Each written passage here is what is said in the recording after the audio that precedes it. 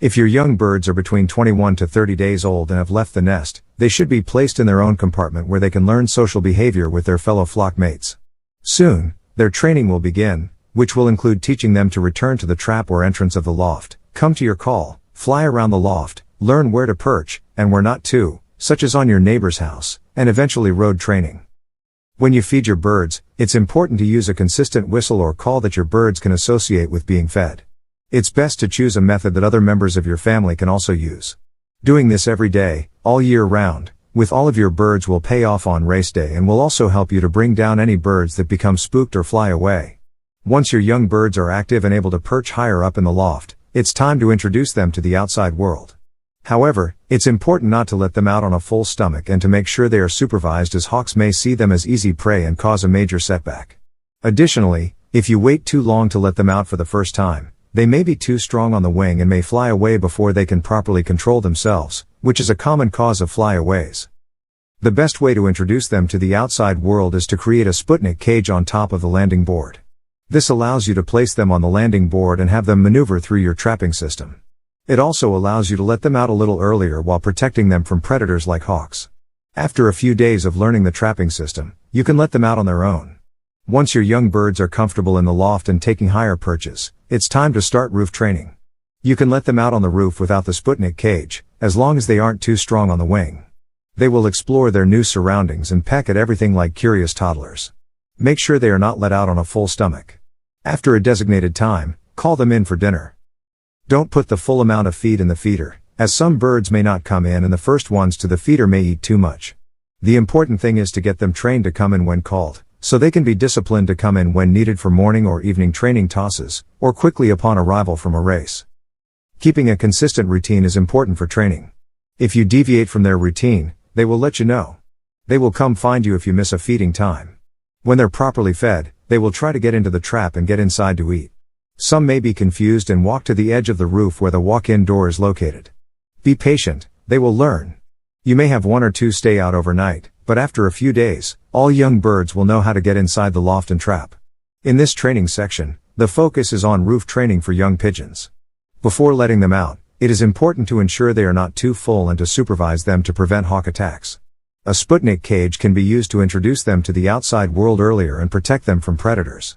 Once they are used to the trapping system, they can be let out on their own. When the pigeons are out on the roof, it is important to keep them on a regular feeding schedule to train them to come in when called. This is important for race day and for training. Pigeons are creatures of habit, so consistency is key. Sometimes young pigeons may get spooked and go airborne due to a sudden noise or the presence of an unfamiliar bird. It is important to be patient and wait for them to settle down and come back to the roof. Occasionally, a young bird may stay out overnight. In the city, this is usually not a problem, but in the country, it can be dangerous as owls prey on pigeons. To prevent this, playing music at a low volume can help mask the sound of the pigeon and make it harder for the owl to locate it. The training crate. Now that your birds are loft flying and routing, it's time to start thinking about basket training them. This can be a stressful time for both you and the birds, especially if you have a young bird race schedule coming up.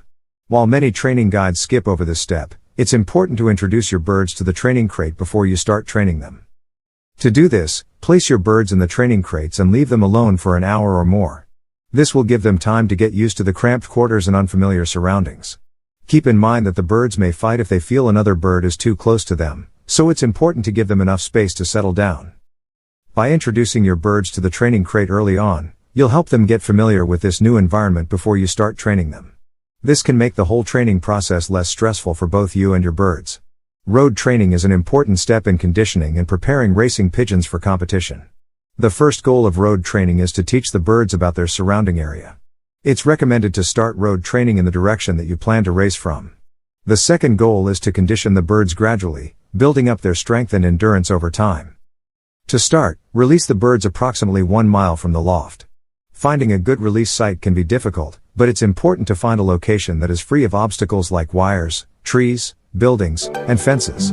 A large parking lot, such as a shopping mall, can be a great release site if there are no people or cars around.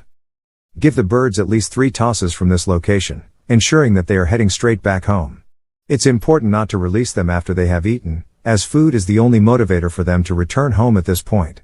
After they have made at least 3 successful tosses from this distance, gradually increase the distance to 3 miles, 5 miles, 10 miles, 20 miles, and 40 miles.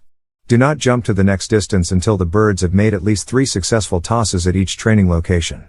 This gradual increase in distance is known as the confidence method, as it builds the birds' confidence while also conditioning them for longer distances. Once the birds are training well at 40 or 50 miles, they are ready for the 100-mile races. Road training is an essential step in preparing racing pigeons for competition, and should be approached with care and attention to detail. There are many reasons to buy my racing pigeon method. Here are some of the best reasons. You will get excellent results. It's a very simple